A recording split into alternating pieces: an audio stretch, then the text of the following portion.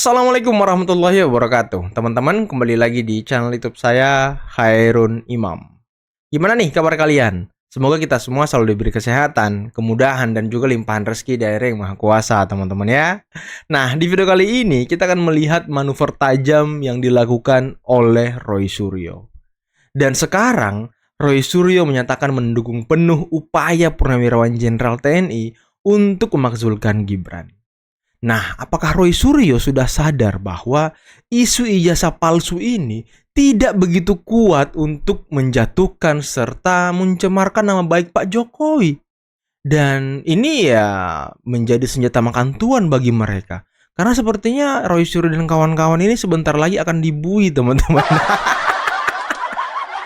Makanya mereka butuh dukungan moral dari para purnawirawan TNI. Nah, selain itu, ada video di mana Mas Ahaye dan juga Pak Hendro Priyono memberikan pesan tegas kepada para purnawirawan TNI yang ingin memakzulkan Gibran, teman-teman. Dan ini pesannya sangat dalam. Dan sepertinya ini sebagai pengingat bagi mereka yang sudah tua-tua gitu ya kan. Kalau jangan memberatkan Pak Prabowo. Nah, dan lagi ada video dari Anies Baswedan yang khutbah Idul Adha, tapi sayangnya berisi ya lagi-lagi urusan politik masa lalu, urusan pilpres. Apakah beliau ini belum move on dari kekalahan dia di pilpres, teman-teman? Ya, apalagi mungkin kalau dia lihat Pak Muhaimin sudah jadi Menko, tapi Anies Baswedan masih gitu-gitu aja, nggak dapat pekerjaan. Nah, saya jadi curiga, apakah para purnawirawan ini ingin memakzulkan Gibran sekaligus ingin mencarikan Anies pekerjaan? Karena apa, teman-teman? Sebagian besar dari orang-orang ataupun purnawirawan ini yang ingin memakzulkan Gibran itu kan pendukung penuh Anies Baswedan di tahun 2024. Apakah Anies nantinya akan mengentingkan Gibran? Aduh, ngelawak aja orang-orang ini ya. Oke teman-teman, sebelum kita mulai videonya, jangan lupa like, subscribe, dan share. Dan tanpa perlu berlama-lama lagi, mari kita mulai videonya berikut ini.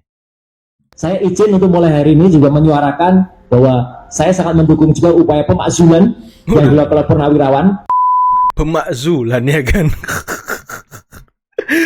Minta dukungan kah? Cari perhatian kah ke purnawirawan TNI orang ini? Ataukah mereka satu bohir, teman-teman? Ataukah mereka satu bos gitu ya kan? Satu pendanaan gitu. Dan apakah tuduhan dari Bang Ngabalin dan juga Bung Sylvester kalau mereka punya bohir itu benar adanya? Karena sepertinya gerakan dari Roy Suryo dan purnawirawan ini saling dukung satu sama lain gitu. Wah, ini semakin menambah kecurigaan kita ini. Keputusan Mahkamah Konstitusi, pasangan Prabowo Gibran sebagai Presiden dan Wakil Presiden terpilih periode 2024-2029. Jika ada pihak yang masih belum puas dan legowo dengan keputusan MK tersebut, kami menghimbau untuk tidak mengorbankan kepentingan rakyat yang lebih besar.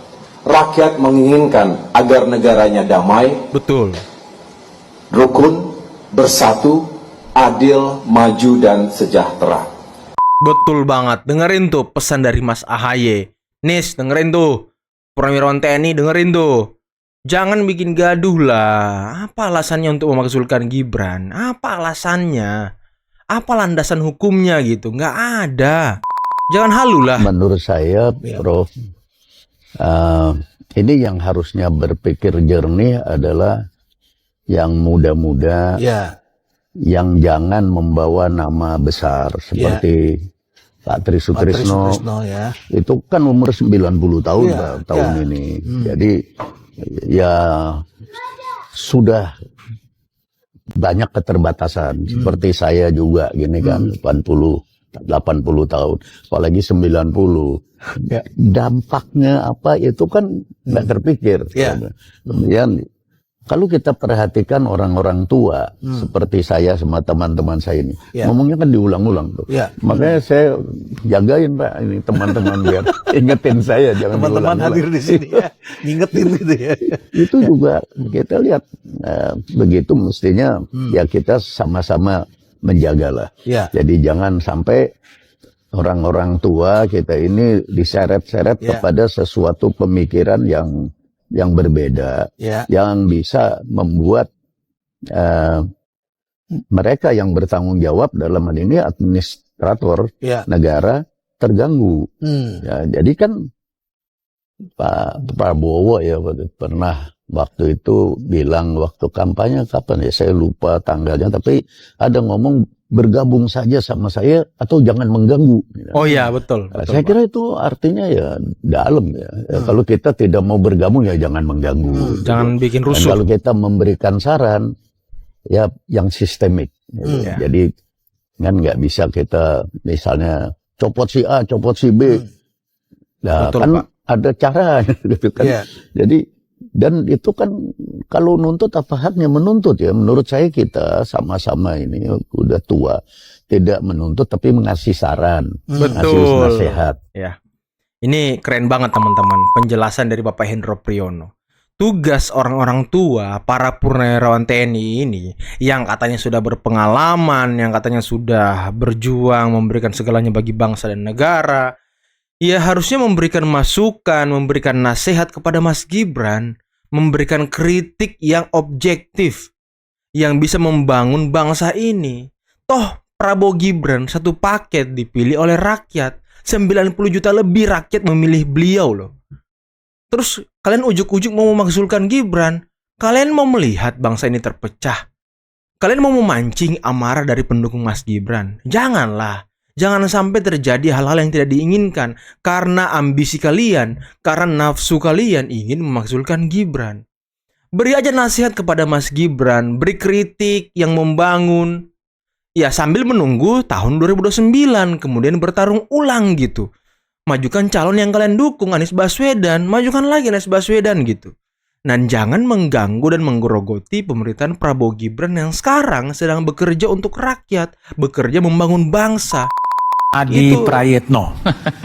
Dari surat Forum Purnawirawan TNI, siapa yang paling mendapatkan keuntungan dengan surat yang meminta agar terjadi pemakzulan terhadap Gibran Rakabuming Raka? Kalau dikalkulasi belum kelihatan siapa yang mendapatkan untung, tapi kalau melihat suasana hatinya, yang paling bahagia itu memang rasa-rasanya PDIP. PDIP bahagia. PDIP. Misalnya Dan ketika Anies kali ya? mendengarkan salah satu elit PDIP, Bang Hugo Pereira mengatakan ini akan dibacakan di paripurna. Sementara kalau Golkar beda dong. Wah ini prosesnya sudah panjang, sudah taat konstitusi dan seterusnya. Yang ingin saya katakan adalah ketika ada kaitannya dengan wakil presiden, ketika ada kaitannya dengan Jokowi, hal-hal yang sifatnya pemakdulan, saya kira satu-satunya partai politik yang paling bahagia pastilah PDIP. PDIP. Kalau orang yang paling bahagia mungkin Anies juga ya, Anies Baswedan. Anies Baswedan, Roy Suryo, Rismun dan kawan-kawannya tuh dengan orang tua yang ya kalau kata Bang Firdaus Oyobo yang udah ompong-ompong itu ya kan. Itu orang-orang paling bahagia kalau Mas Wapres Gibran dimakzulkan teman-teman. Karena ya barisan sakit hati kalah pilpres ya kan. Itu dia. Nanti. Dan kalau mau buat sendiri, mereka mau buat juga supaya sampai pengadilan, ya silakan. Mungkin peradilan yang belum ditempuh adalah tun. Silakan. Tapi jangan sampai lagi ada kata-kata tidak percaya pada laborat Polri. Laborat kita itu bertaraf internasional, baik tenaga maupun peralatannya. Terbaik itu di Asia Tenggara itu. Terbaik di Asia Karena Tenggara. kemudian ada pernyataan lagian begitu dalam melihat proses pemeriksaan yang sudah berlangsung. Second opinion ya sudah.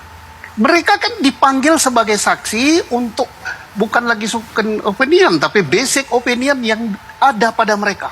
Sehingga mereka berkesimpulan bahwa ijazah Jokowi itu palsu, itu ada bukti-bukti yang dia bawa, ada keterangan ahli yang dia bawa, ada keterangan saksi yang dia bawa. Dan itu saksi pelapor sampai dengan detik ini tidak pernah hadir di Baris Krim. Second opinion. Pakar pertanyakan Rismon yang belum pernah pegang dan teliti ijazah Jokowi, tapi bisa menuding palsu. Rismon Sianipar kembali mengungkapkan analisisnya soal ijazah Presiden RI ke-7 Joko Widodo, Jokowi. Rismon Sianipar diketahui saat ini terseret dalam pusara polemik ijazah Jokowi, di mana dia menjadi salah satu orang yang dilaporkan kuasa hukum Presiden ke-7 tersebut. Terungkap jika ahli digital forensik itu tidak pernah meneliti ijazah fisik Jokowi. Tetapi, dia mengaku selama ini meneliti ijazah lewat foto ijazah yang diposting akun media sosial X, Dian Sandi Utama. Hal itu pun memicu pertanyaan dari ahli psikologi forensik Reza Indragiri. Sebab, kata Reza, Rismon bisa menyimpulkan bahwa ijazah Jokowi palsu, padahal belum mengecek secara langsung. Betul. Kesimpulannya ijazah itu palsu? Bagaimana mungkin bisa sampai simpulan ijazah palsu? Bang Rismon sendiri mengakui kan Bang Rismon tidak pernah memegang ijazah Jokowi kan? Tanya Reza. Rismon lantas membeberkan niatnya hanyalah untuk memberi edukasi pada masyarakat. Saya ingin mengedukasi publik bahwa apa yang diklaim di medsos Dian Sandi ini ijazah Jokowi asli. Memberi edukasi katanya. Enak aja congornya ya kan. Sok-sokan beri edukasi. Edukasi apaan? Jalani aja tuh nanti proses hukum. Kalau di penjara jangan ngamuk-ngamuk. Jangan ngomong kriminalisasi. Jangan mencak-mencak lagi. Jangan teriak-teriak polisi dibawa ke tiak Jokowi. Dibawa ke seat Jokowi. Jangan teriak-teriak kayak gitulah. Itu merendahkan lembaga negara namanya. Prabowo namanya baru omon-omon mengejar koruptor besar sampai ke Antartika. Dan omon-omon itu ya omon-omon Belgedes. Nggak ada substansinya.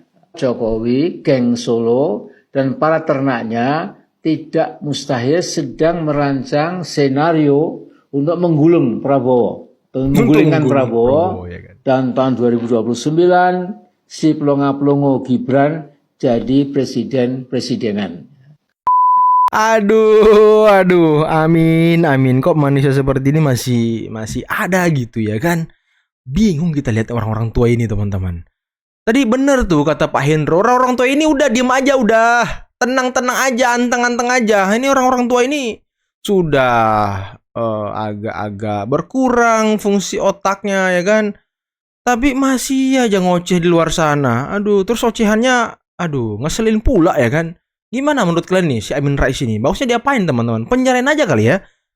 Pak Prabowo dibilang omon-omon ya kan, blegedes dan segala macam. Difitnah lagi Pak Jokowi dan juga ternak-ternak yang katanya mau menggulingkan Prabowo. Justru kita ini mau mempertahankan pemerintahan Prabowo Gibran biar berakhir 2029 dan harapan kami Prabowo Gibran masih berpasangan sampai 2034. Itu harapan kami, amin. Bukan ingin menjatuhkan Pak Prabowo. Mikir aja, gerombolan kalian tuh yang mau menjatuhkan Pak Prabowo. Mikir. Tontonan yang dilakukan oleh Mas Roy tadi, ini kolega saya dulu di partai. Aksi yang dilakukan oleh Mas Roy seolah-olah sebagai penyidik. Seolah-olah ya. Sebagai penyidik. Mirip Ketawa. kepolisian. Itu ancaman pidananya 6 tahun penjara. Kenapa? Karena Mas Roy ini bukan penyidik. Ada undang-undangnya juga, undang-undang KUHP juga ngatur. Saya sebagai ahli tadi, bukan sebagai penyidik. Kalau Ahli apaan? sebagai ahli, ya itu tersandang di pundaknya itu akademisi. Betul. Dan juga yang terpenting gelarnya itu linear dari S1, S2, S3. Nggak belok-belok ijazahnya. S1-nya komunikasi, S2 kesehatan, S3 entah apa ya kan. Terus ngomong ahli digital forensik. Dari mana? Peneliti. Ada nomor NIDK-nya, nomor Betul. induk dosennya sebagai peneliti. Betul. Nggak bisa ngaku-ngaku saya sebagai peneliti. Ya. Betul itu. Siapa yang ngakui dia peneliti? Siapa yang ngakui dia akademisi? Siapa? Orang dia nggak pernah ngajar jadi dosen kok. Ini ngaku-ngakunya akademisi. Pernah nggak dia bikin jurnal soal itu? Digital forensik ataupun telematika?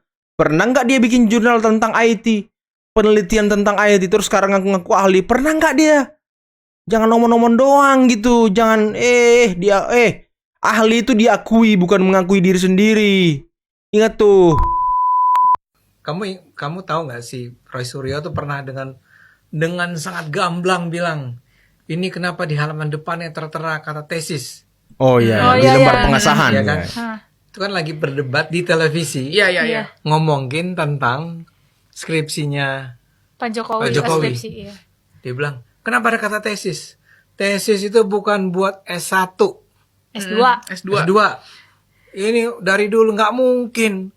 Kalau yang namanya tesis itu dipakai ke S1. Saya setuju itu. Saya juga kan kuliahnya pernah juga nulis tesis kan. Itu di S2. Sampai ada seorang ahli dari Belanda menganalisis.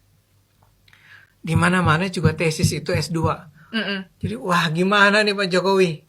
Ya, tapi di acara TV itu kuasa hukumnya Pak Jokowi, Pak Yakub. anaknya Pak Oto Hasibuan tahu nggak? Pak Yakub. Yakub Hasibuan. Iseng nanya, Pas Roy Suryo, itu yang skripsi ada tulisan tesisnya itu di halaman depan ya.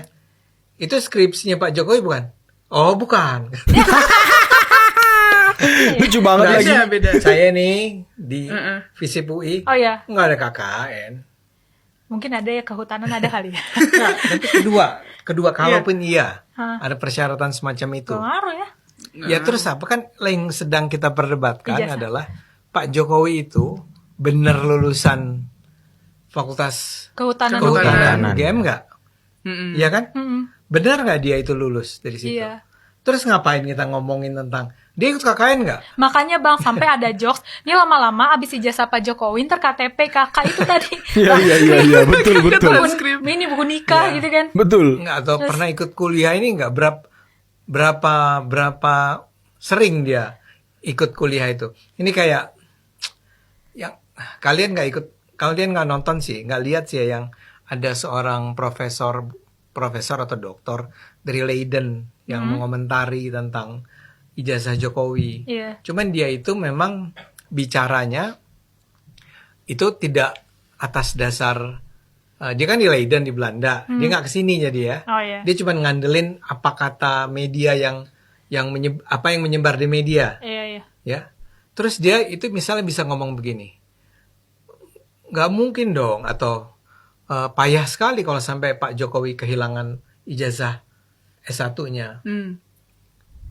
Terus iya kan ijazahnya hilang gitu kan. Terus yang orang yang wawancara bilang, enggak sih nggak hilang. Enggak sih. Itu katanya. Lucu banget lagi. Jadi saya luruskan, sebetulnya kata kuncinya itu bukan Anda kontra atau oposisi terhadap petahana, bukan. Tapi apakah Anda berprestasi atau tidak? Itu. Nah, berprestasi atau tidak? Maksud Anda Anies dan Ganjar nggak berprestasi? Oh, enggak. Jadi begini, kalau Pak Mas Anies itu dari dia 2 tahun 3 tahun jadi gubernur, kan jadi gubernur tahun berapa tuh? 2017 kan? 2017. Itu mungkin tahun kedua, tahun ketiga, berarti tahun berapa? 2020 ya. 2020, 2019, 2020 deh. Sudah mengatakan Mas Anies itu nggak akan menang. Maju iya, tapi kalau menang enggak. Luar biasa Mr. Q ya. Kami hadir di hadapanmu mengadukan luka-luka yang belum sembuh di tanah air kami. Ya Allah. Bahwa kejujuran kerap disingkirkan, kompetensi dikalahkan oleh koneksi, dan Abah Anies, kau itu berdoa atau curhat sama Tuhan? Hah? Masa isi doamu kayak gitu? Macam betul aja kau waktu jadi gubernur. Macam betul aja kau. Kasusmu banyak juga ya. Masalah Formula E, terus masalah dana PAUD, banyak lagi. Makanya kau dipecat sama Pak Jokowi kemarin. Jadi jangan perasaan kau seolah-olah sudah paling baik, perasaan sudah paling jago, paling perasaan bersih, sudah paling suci, paling bersih. Perasaan sudah paling bersih hidup kau. Kalau manusia paling munafik yang seluruh dunia ini rasa aku ya, Abah Anies. Gila betul lah kau itu, gak kelar-kelar lah kau itu menerima kenyataan kalau kau itu kalah jadi presiden ya. Masih sekarang aja kau berkoar-koar masih pengen berambisi pengen jadi presiden dengan cara menjelekkan hasil kerja pemerintah. Lah hidup kau dulu kemarin jadi menteri nggak ada yang kau lakukan baik-baik. Nggak ada hasil apa-apa di Jakarta sana yang kau kerjakan. Gila kau. Kau tengok dulu dirimu sendiri baru bisa mengkritik pemerintah. Abah Anies. Ini otaknya di mana nih satu ini? Isi doamu nggak pantas seperti itu. Kau memang perasaan manusia paling suci padahal paling kotor. Otaknya pun kotor, ngomongnya pun nggak karuan. Gila kau ya Abah Anies ya. Tobatlah Abah Anies. Jangan gitu caramu ya. Tak kapan saat ini tobat. Masih aja dia mau mencalonkan presiden. Gak bakalan kau bisa mencalonkan presiden. Gak bakalan ada suara untuk kau Abah Anies. Ya gak bakalan menang sampai akhir hayat Abah Anies. Oke teman-teman, itulah tadi beberapa video yang bisa kita simak, yang bisa kita saksikan pada kesempatan kali ini. Dan aduh, Roy Suryo sepertinya sudah mulai frustasi teman-teman ya. Sudah mulai frustasi dengan isu ijazah palsu Pak Jokowi. Karena ya Rismon sudah keceplosan di Keadilan TV kalau nggak salah ya. Kalau katanya ya ijazah Pak Jokowi itu asli dan dia salah menganalisis ya kan. Sudah mulai frustasi satu sama lain nih, ditambah dokter Tifa. Aduh, kok dokter lagi sih? Ditambah si Tifa di akun X-nya juga mengunggah foto pakai baju oranye mereka bertiga ya kan.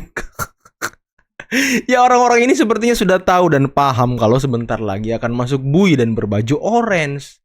Dan ya hampir mungkin sebagian besar masyarakat Indonesia juga mendoakan mereka masuk bui segera teman-teman. Karena ya bisa kita lihat dari komen-komenan di YouTube saya katanya, bosan dengar kabar terbaru dari Roy Suryo kalau bukan baju orange-nya. Waduh. Bang, kapan nih Tifa dan kawan-kawannya baju orange? Kapan nih mereka dipenjara? Kapan nih mereka ditangkap? Wah, ini doa-doa netizen ini sudah mulai menggema teman-teman. Saya curiga nanti netizen di Idul Adha kemarin itu mendoakan mereka segera masuk bui gitu. Dan soal pemakzulan Gibran, nah tadi luar biasa pesan dari Pak Hendro Priyono, dari AHY itu luar biasa teman-teman. Masyarakat Indonesia ini ingin bangsanya guyup, tidak gaduh, damai sejahtera. Dan sekarang Prabowo Gibran serta jajarannya, para menteri itu sedang bekerja untuk menuju Indonesia emas teman-teman. Jadi ya dengan adanya isu ijazah palsu, pemakzulan Gibran, ini kan bisa memecah fokus pemerintah lagi gitu. Yang harusnya pemerintah hanya fokus membangun bangsa, memajukan sumber daya manusia kita, ya terganggu lagi dengan adanya isu-isu yang gak jelas ini. Ditambah Mas Gibran ya menjadi sasarannya, walaupun bukan Pak Prabowo ya, tapi ya ujungnya kemungkinan besar nanti akan ke Pak Prabowo gitu. Ini bahaya teman-teman. Mereka ini sepertinya ingin membuat Pak Jokowi dan Pak Prabowo pecah secara secara politik, secara kepribadian, pertemanan, persahabatan. Agar ya Pak Prabowo ini ditinggal sendirian, kemudian mereka masuk ke Pak Prabowo, ya kemudian mengobok-obok nih isi dalam orang-orang dari Pak Prabowo. Ya takut saya begitu teman-teman. Nah ini yang harus kita perhatikan bersama. Ya semoga tidak terjadi lah ya. Dan tadi ya banyak video-video yang sangat menarik, lucu, termasuk Amin Rais yang sangat sudah mungkin fungsi otak dan pikirannya itu sudah menurun teman-teman. Makanya kalau ngomong itu sudah kurang jelas gitu, sudah agak-agak blegedes kalau kata dia tadi ya. Aduh, oke lah teman-teman, mungkin cukup sekian dulu video kali ini. Jangan lupa like, subscribe, dan share videonya. Akhir kata, billahi taufiq wal hidayah. Wassalamualaikum warahmatullahi wabarakatuh. Bye-bye.